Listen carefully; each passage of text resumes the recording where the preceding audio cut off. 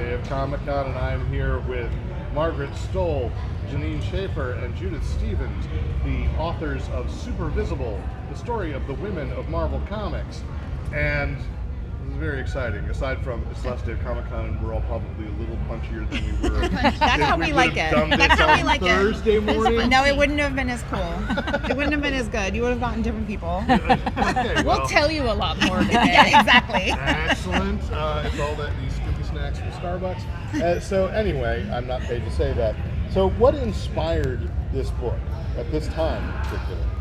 So hello everyone, I'm Judy. So I worked at Marvel for 15 years, and when I was there, I was a part of the Women of Marvel panel, which actually started, we're at San Diego, things are happening behind us, maybe you're picking it up. Anyways, we're just going to keep on moving forward.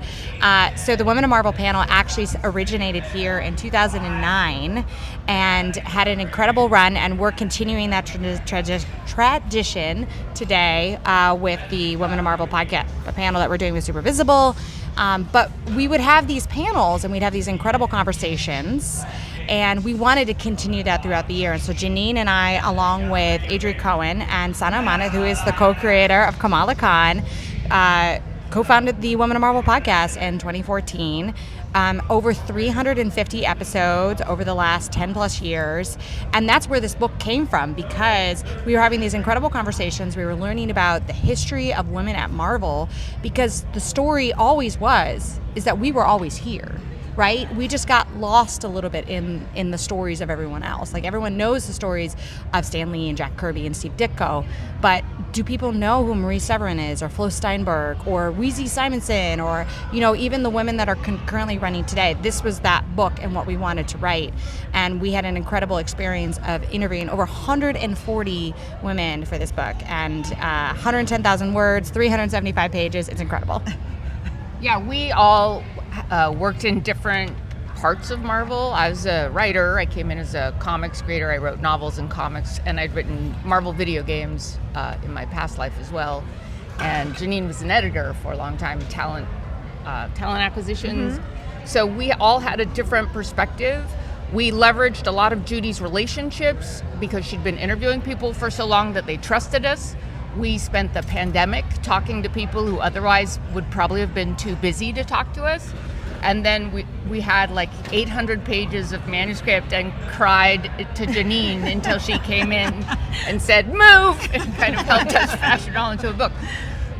The number of women we spoke to, in cars, in editing bays, in like a fishing shack in Canada, everywhere, on sets, in hotel rooms, and then in retirement communities, and they would say, we have pictures no one's ever seen. We have original art, from Marie Severin, but I can't lift the box down. Could you help me? And then it would be intrepid Judy figuring out how to cajole, boxes down and images from people and pry open scrapbooks.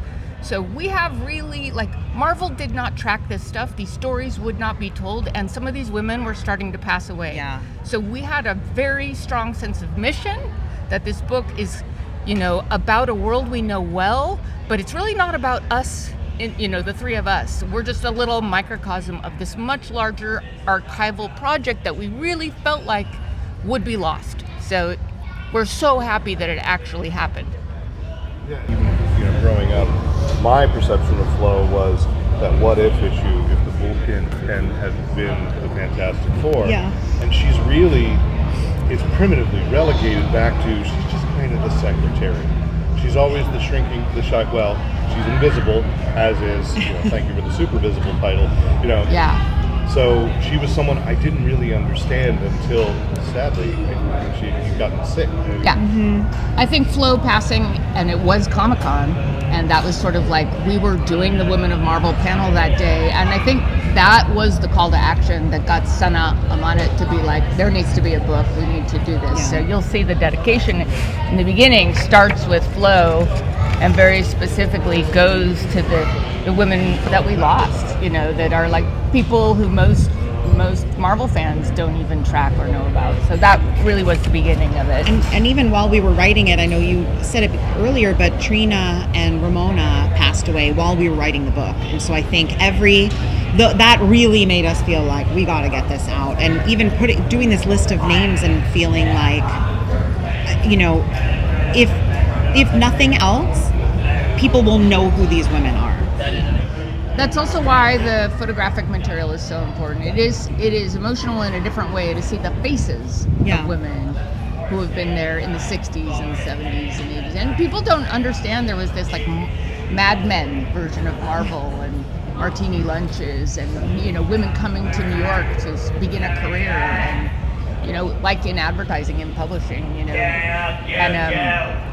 and it was really like interesting to see how the story changed decade by decade and the things that stayed the same.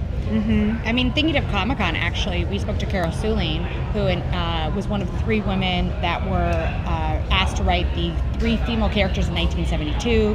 Obviously, that's Shaun of the She-Devil, the Night Nurse, and, oh my God, The Cat, which was written by Jean Thomas, and along with Carol, Jean, Linda Fite, thank you. This is why we need 3. Yeah. This is why we need a village, because there's so many volumes of women's names, and we each have their own stories. But Carol was incredible because her husband is actually the one who started the New York comic convention scene. They went to WorldCon, they discovered they really loved this stuff, and they built this convention in a basement of a church. And that's the origin of the story. And then we have, we actually open up with one of the original images of Carol at a panel at New York Comic Con. And that's also where we got the incredible image of like the high school photo, like style photo of everyone at the comic book convention in their little ties. Yeah. So, and that's the story. I mean, we wouldn't be here at San Diego Comic Con with 200,000 people if it wasn't for these people that started it all these years ago. Jean Thomas also was really interesting in her take on, as you said, all the you could look at all of these women who got jobs because it was really hard to break into creative at Marvel. So you could get a job as a colorist. A ton of women entered that way, but mostly answering phones and if you could type.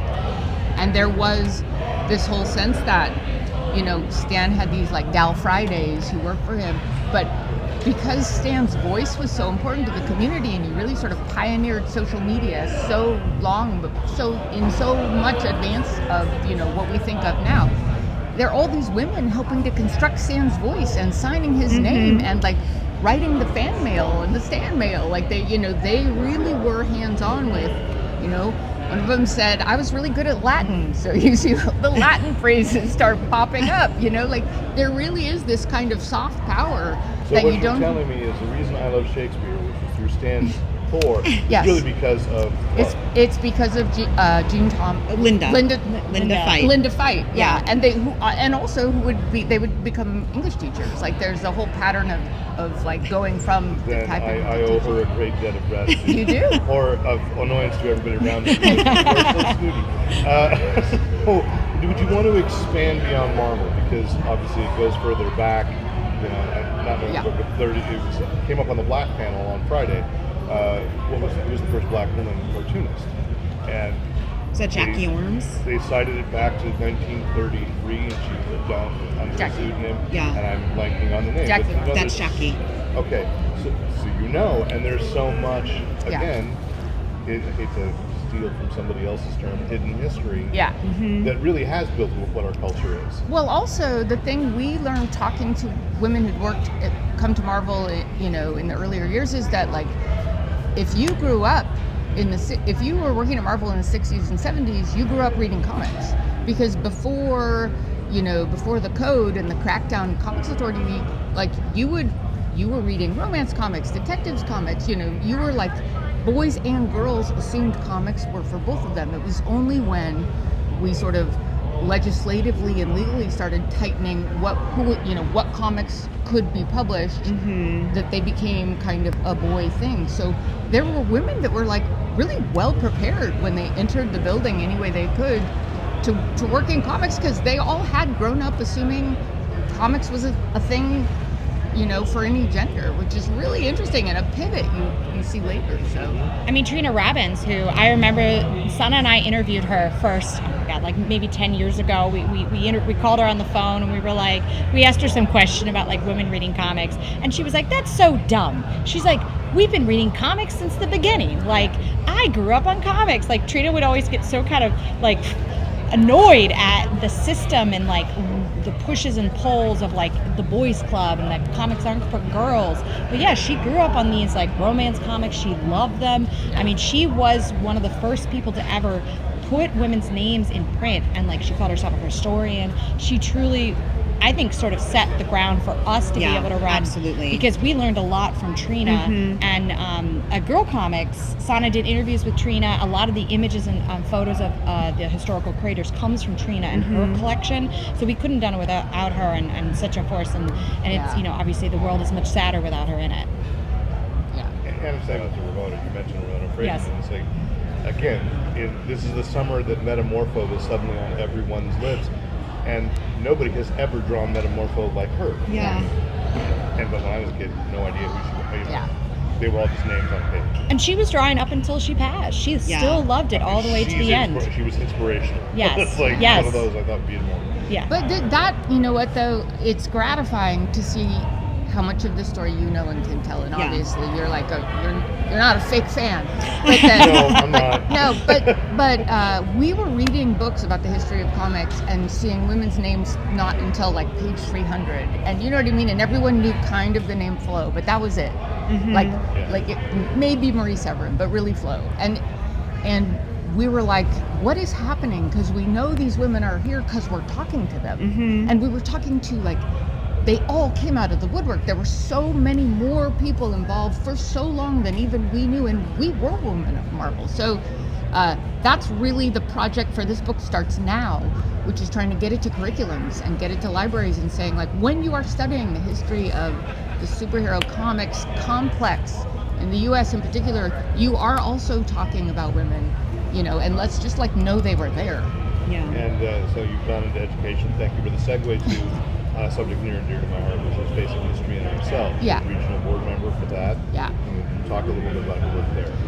Look, the work that librarians and educators are doing right now, keeping the idea of multiple perspectives, different point of views, and alternate discourse is so critical. Being able to talk to people who are different than you are, have a different perspective, or even understanding that not all people have the same perspective and that not all experiences are the same is a really important part of this book and a really important part of what educators and librarians are trying to do. As someone who has a banned book, and thank you, shout out to the Kansas City school system. It's a badge of honor these days. But no. But it's just like, it's important for everyone to know that there is a lot of support and there are a lot of allies on the front lines of trying to preserve, you know, our children's experience and the human experience of, you know, truthful stories and different perspectives. So they are still in your libraries. You can find them, and I work with the Y'all Fest and Y'all West book festivals in addition to Facing History, and we do a lot of work just on curriculum and trying to like get truth and history into schools and get real conversations. Well, thank you. Best of luck on the panel today. Thank you. And thank you so much. I'm so looking forward to reading Super Visible, the story of the women of Marvel Comics.